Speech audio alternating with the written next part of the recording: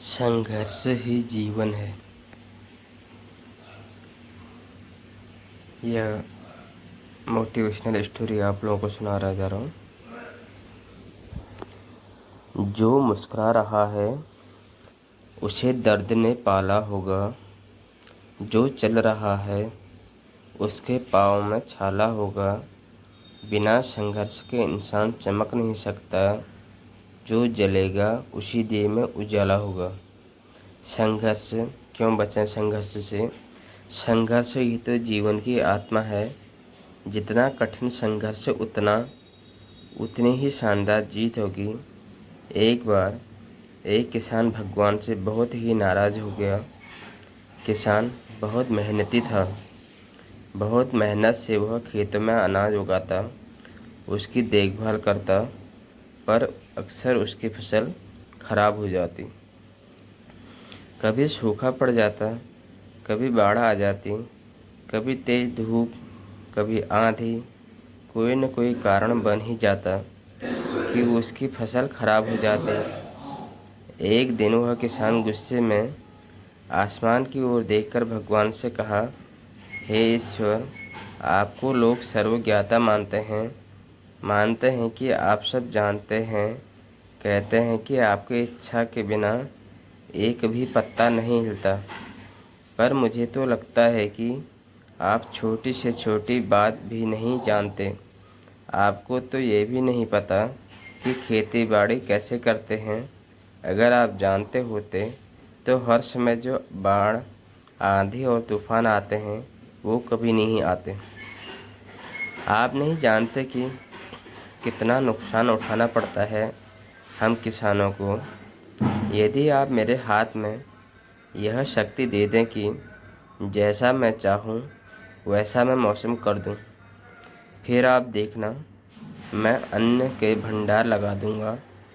भगवान इस किसान के तीखे वाक्य सुनकर मुस्कुरा रहे थे और वह किसान के सामने प्रकट होकर बोले, मैं आज से तुझे यह शक्ति देता हूँ कि तुम अपने खेतों पर तुम्हारी जैसी इच्छा है तुम वैसा मौसम कर दोगे।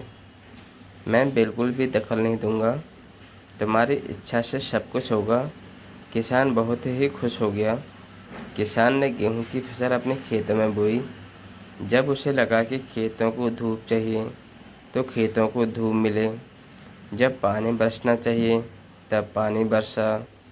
आंधी, तूफान, बाढ़ कुछ भी उसने अपने खेतों पर आने नहीं दिया। किसान के खेत में इस वर्ष ऐसी फसल हुई जैसी कभी नहीं हुई थी। हरी भरी लहलहाती फसल। मन ही मन वह बहुत खुश हो गया और सोचने लगा, अब सबूत के साथ दिखाऊंगा भगवान को कि इसे कहते हैं शक्ति का सही उपयोग। मेरी सफलता देखकर उन्हें अपनी नियम जरूर बदलने पड़ेंगे। कुछ दिन गुजरे, फसल काटने को तैयार हो गए। किसान बहुत उत्सुकता के साथ फसल को काटने लगा, पर जैसे ही उसकी नज़र गेहूं की बालियां पर गया तो उसने अपना सिर पीट लिया और वह रोने चिल्लाने लगा। गेहूं की एक भी बाली के अंदर गेहूं का दाना नहीं था। सारी बालियां अंदर से खाली थी। किसान बहुत दुखी हो गया। उसने भगवान को रोते हुए फिर पुकारा, हे प्रभु, तुमने ये मेरे साथ क्या किया? क्या तुमने मुझे कोई सजा दी? भगवान बोले, पुत्र, ये तो होना ही था। तुमने पौधों को संघर्ष करने का मौका ही कहाँ दिया। ना तो तुमने उन्हें आंधियों से जूझने दिया, ना तेज बारिश से सहने दिया और ना ही धूप में तपने दिया। एक भी चुनौती का सामना तुमने उन्हें नहीं करने दिया। इसलिए सारे पौधे अंदर से खोखले रह गए। जब आंधी, तूफान, तेज बारिश और धूप पड़ती है तभी यह पौधा अपने अस्तित्व को बचाने के लिए संघर्ष करते हैं और इसी संघर्ष से एक बल पैदा होता है जिसमें शक्ति होती है, ऊर्जा होती है और यही ऊर्जा पूर्ति तेरे गेहूं के दानों की तरह जो नहीं फूटी, तूने उन्हें कठिन परिस्थितियों से गुजरने ही नहीं दिया। जहाँ उनके अस्तित्व का जन्म होता, सारे बालियाँ इसीलिए खाली हैं, इसमें एक भी गेहूं का दाना इसीलिए नहीं है क्योंकि तुमने अपने पौधों को संघर्ष कराया ही नहीं। याद रखिए, स्वर्ण में गलने और हथौड़े से पीटने जैसा संघर्षों से गुजरता है। कोयलों का टुकड़ा हीरा तभी बनता है जब वह उच्च दाब और उच्च ताप की मुश्किल परिस्थितियों से गुजरता है। इसी तरह यदि हमारी ज़िंदगी में कोई संघर्ष ही ना हो, कोई चुनौती ही ना हो, तो हम भी गेहूं की बालियों की तरह खोखले रह जाएंगे। कोई अस्तित्व नहीं होगा हमारा। विपरीत परिस्थितियाँ, चुनौतियाँ, समस्याएं हमें और अधिक निखारती हैं।